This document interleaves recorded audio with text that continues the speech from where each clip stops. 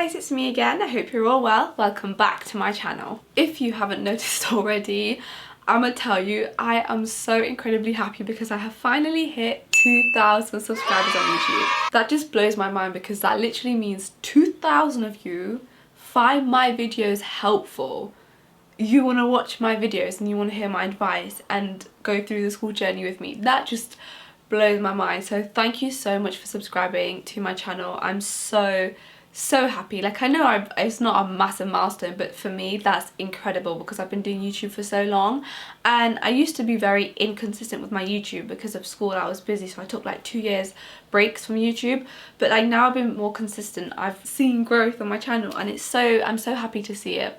So yeah, thank you guys. That's what I wanted to start off by saying. Thank you for subscribing, watching my videos, supporting me. It means the world to me because so many of you message me with really lovely messages and I'm so thankful to you guys. So I'm trying to spice things up here. I'm trying to broaden my horizons on my channel. So I was thinking that I'm going to start off with an academic school related video that, you know, I always do once a week, and then on a Sunday, so this Sunday, I will be releasing my 24-hour challenge. I won't tell you what it is yet, but that will be out this Sunday. So if you guys think that's a good idea where I have, you know, one school related video and then one non-academic video in a week, let me know in the comments down below because I really value all of your opinions, and without you guys I can't make my videos. So let me know what you think. If you think that's a good idea, feel free to leave any feedback. I'm open to everything. Please let me know. But yeah, that's it. So in light of achieving 2,000 subscribers, I'm going to be filming my most highly requested video based on my most popular series. If you're an OG, you will remember my You Can Too series,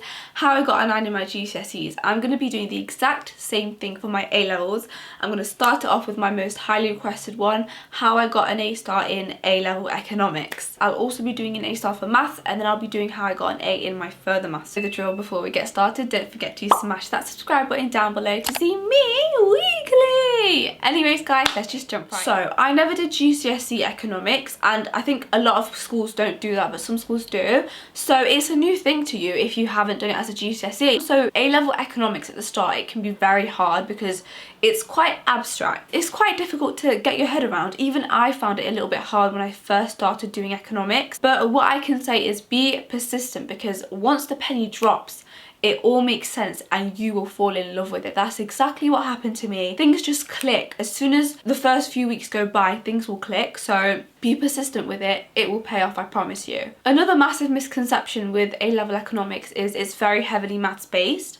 That's not the case. A-level economics does not have that much maths. It has very basic maths like percentage changes or stuff like that. Out of a paper of 70 to 80 marks in year 12 and year 13, your maths will be worth 4 marks in year 12, and in year 13 it will be worth 2 marks. Yes, you do have your multiple choice paper which has quite a few maths questions, but it's very basic maths, so you don't need to worry about the sort of maths content. Having said that, university level economics is very heavily maths based. It's very heavily stats. Having said that though, a lot of people that take A-level economics also take A-level maths because it aids with their university applications and it can help with their future career prospects depending on what they want to do in the future.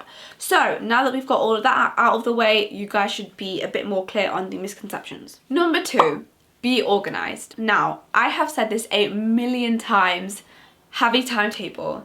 I've been saying this since pre-GCSE time because that is what massively got me through my GCSEs as well as my A-levels. Since the start of lockdown, I have no idea where I place my timetable. If I manage to find it, I'll show you a picture here. If not, I'm so sorry.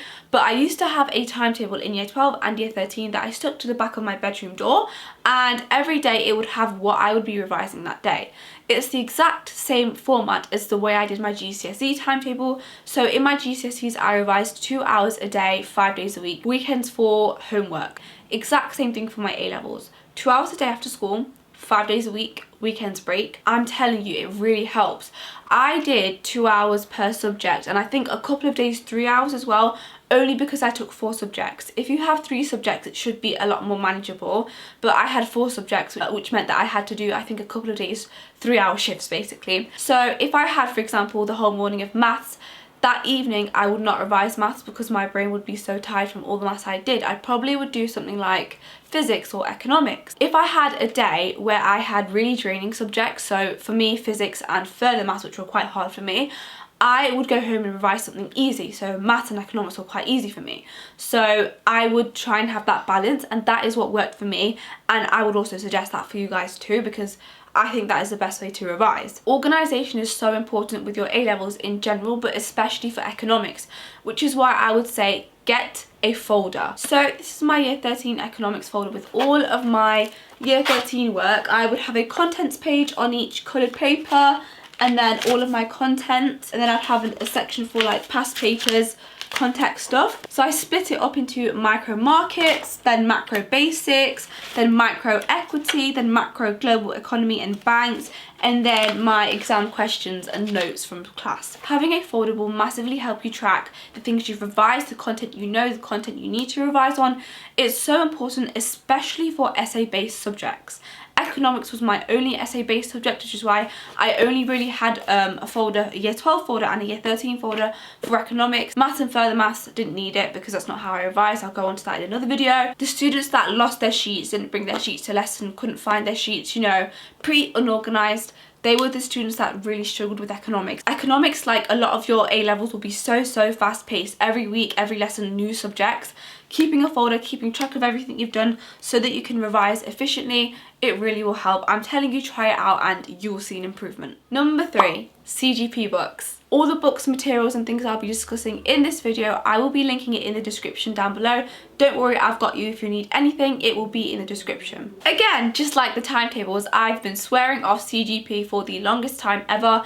They are what got me through my GCSEs, and they are also what massively helped me for my A-levels. In year 12, the only revision guide I used was the CGP one. If you've seen my revising A-level economics video, I'll link it up there, you would have seen me show you about my CGP book. I'll show a picture here right now because I've actually given that book away, but that book really helped me for year 12. In year 12, you don't go into as much detail as you do in year 13. Things pick up a lot quicker and go a lot more intense in year 13, which is why I would say mainly use your CGP book if you're in year 12 and if you're revising year 12 content, because that book is great for your year 12 stuff, but it doesn't cover the amount of detail you need to know for your year 13. However, it goes through everything you need to know. It's a complete revision guide, so it goes through your year 12 and year 13 and it covers all exam boards. So it's an amazing book. I did use that in year 13, but the other book that I used was this book. This book is what I used in year 13. I've still got my tabs and stuff from revising it in year 13, but this is an exceptional book. It's just the AQA economics book too. I didn't have the book one, so I can't really say if that book would be better than the CGP one for year 12, but I'm telling you, I got an A in my year 12 AS exam. My school still did our AS exam, which meant our papers were sent off to the exam board and formally marked and everything. I still got an A, and the A is the highest you can get in year 12. I did that purely by using the CGP book along with the other things I'll tell you about in a minute. For year 12, the CGP book's brilliant. For year 13, this book is what will get you through everything. The amount of depth and detail this book goes through is so brilliant. One thing that I absolutely love about this book is it goes through extension material in the green. So with the extension material, you don't necessarily need to know it for your exam. However, it massively helps you support and give reasons for certain answers. I use the extension material quite a lot because it helped me go above and beyond in my essays. That is what will help differentiate you trying to be an AA star student from someone who might be a BC student. Those sorts of extension materials to help you go above and beyond massively make a difference. Now, the next point is do as many essays as you can and get your teachers to mark it. You want to be an A-star student, right? You need to differentiate yourself and do the things to differentiate yourself from the A, B, C rest of the students. The way you can do that is at home during those revision periods you've made through your timetable that I told you about. You can allocate maybe 1 day slot, 1 hour slot worth of revision for doing a practice question or doing some practice questions in that time, and then handing that over to your teacher the next day. Obviously teachers are busy as well, so don't expect it to be instant, but my teachers were so lovely, and if I did extra work, they would take on my work and they would mark it and they'd give back the feedback. Feedback is so important to helping you know what your weaknesses are and how you can improve them. You need to turn your weaknesses into your strengths, and the way you can do this is If in class you realise you are struggling with a certain topic, for example, let's say market structures, what you then can do is you can go home and do a 15 marker on oligopolies, which is a type of market structure. You then can go home and revise either in your textbook or your CGP revision guide all about monopolistic competition and perfect competition.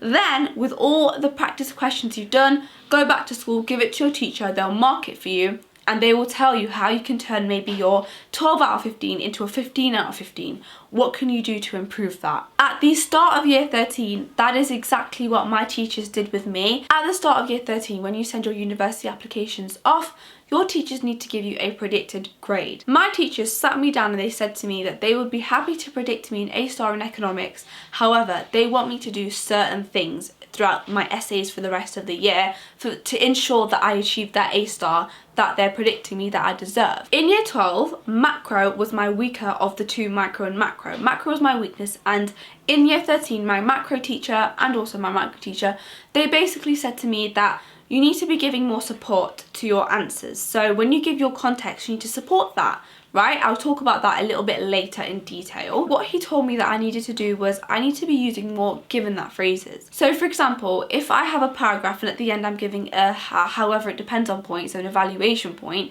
I then would give some context in that matter, so a real world scenario. And then what my teacher said to me to then go on and do even more, give a given that. So given that X, Y, Z has happened in the past, this is what I think would happen, and then that supports the evaluation a lot more, and that is what differentiates an A-star student from an A or even a B or C student, right? That's what he told me to do. For the rest of the year, that is exactly what I did. In every single essay I did, I made sure I used at least 2 or more, ideally more I think, given that phrases that I used, and that is when I started to get full marks in my macro essays. So macro became my strength in year 13.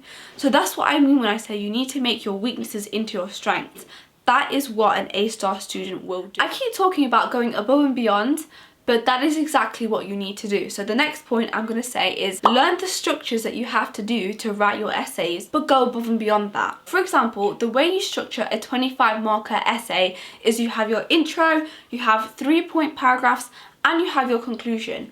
In your conclusion, you need to have a evaluative point, so a however it depends on point, as well as some point in your 3 points, and you need to have a definition in your intro. Also 1 diagram, right? That is the structure that you need to do, and you have similar sorts of structures for your 15 markers, your 4 markers, you have structures for every single essay you write in economics. Learn those structures, but go above and beyond when you write your essay. I made sure I had 3 evaluative points.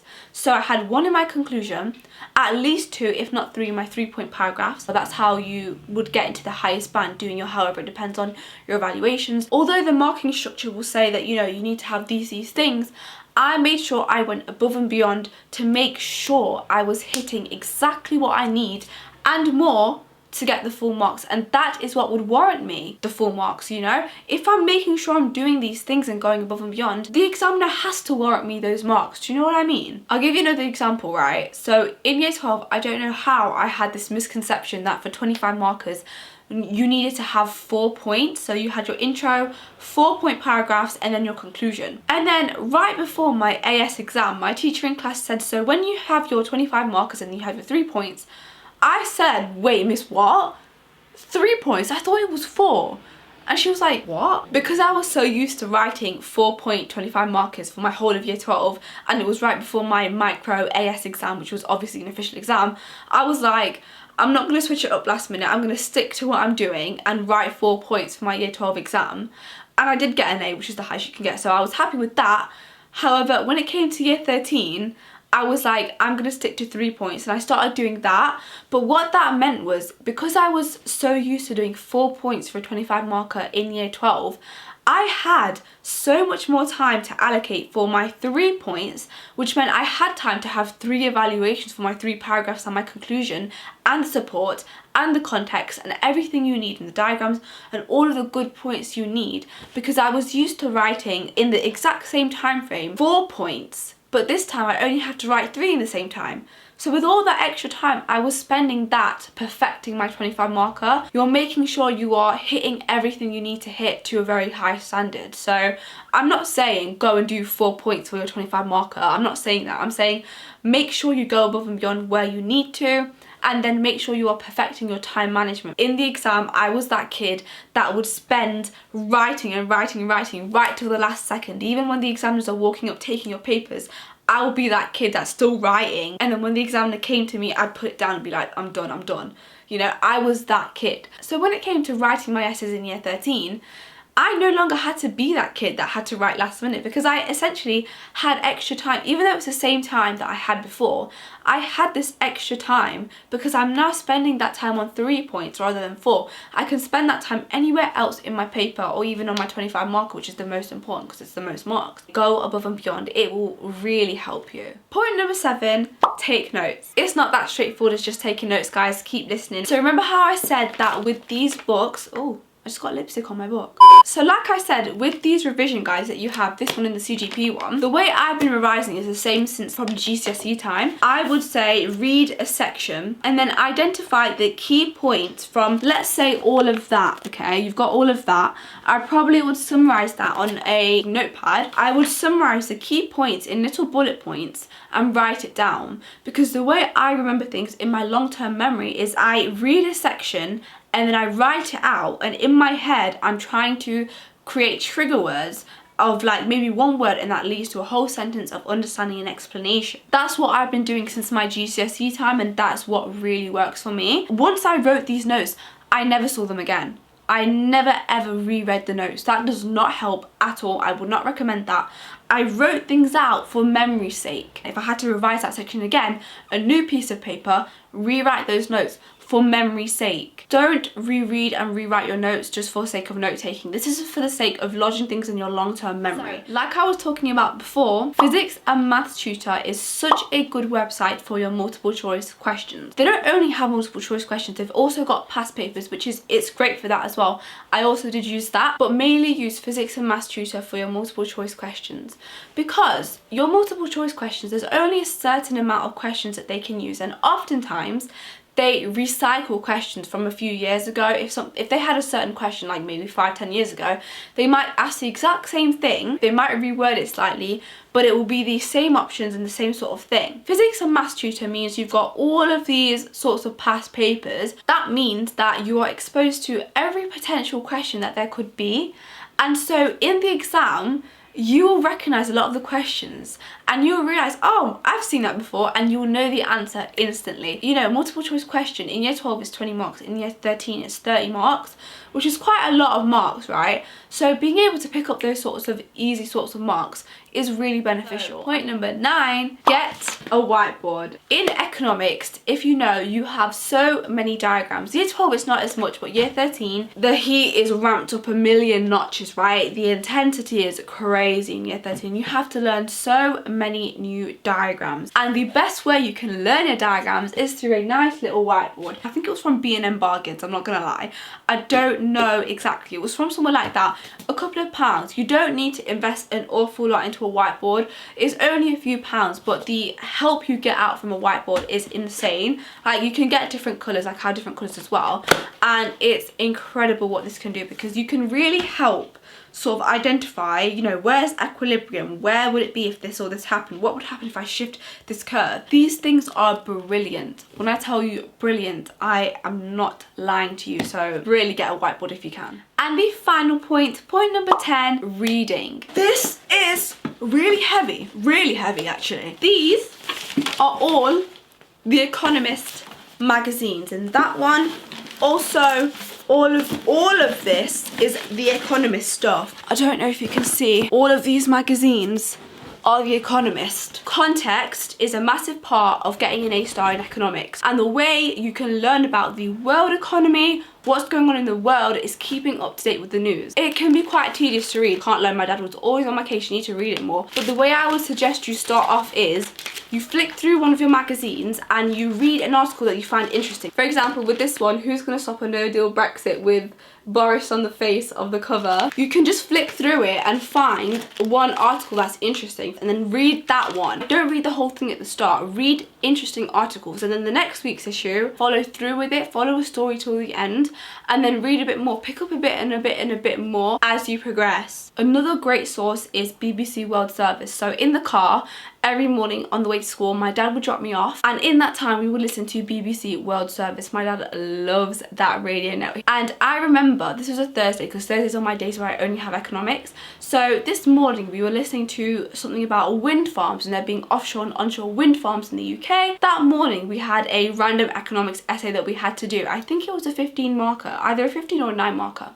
And for somehow I was able to talk about the wind farm in that essay. I'm pretty sure I got full marks on that essay. That's why I'm saying context is so important. Following on from that, it's not a necessity, but I did do this. These are all of my economic sorts of books. These are not to do with economics as a course. These are just to do with economics for fun. First, I'll show you some really common ones. You've got the Undercover Economist, and then you've got the Economic Naturalist. This is really ratty and tatty because I took this on my Duke of Edinburgh in year 12. I think it fell in water. These two books are such easy reads. Everything will be in the description like I told you before. This had been recommended to me. I tried to read it. It's interesting, but it's quite a hard read, if you know what I mean. I talked about this book in my personal statement. This is about one of the greatest financial scams in history. I just basically highlighted important parts and then talked about it on sticky notes. It helps you get a better understanding of economics and how economics is applied in the real world. As you can see, I haven't really read that much of this book, but this is called Fishing for Fools. This is a brilliant book. So interesting. It's got some Adam Smith concepts. He's like one of the oldest economists. It fishes us and it traps us and it turns us into fools. Reading on a whole, if you can get your hands on any sorts of reading for economics, that will be so beneficial to you achieving an A star, I promise you. Because whatever you read, you can somehow talk about that in your essay. Like I told you, I heard something on the news one morning. I used that the same day in that essay. You can literally hear anything and talk about it in an essay somehow or the other. And that, my friends, are the top 10 things you need to get an A star in economics. They are the only things I did to achieve my A star, and so therefore you will not need anything more than these things to achieve an A star. If you enjoyed this video, be sure to leave a huge thumbs up and smash that subscribe button down below to see me weekly. Anyways guys, thank you so much for watching this video. I will see you in next week's video. Bye!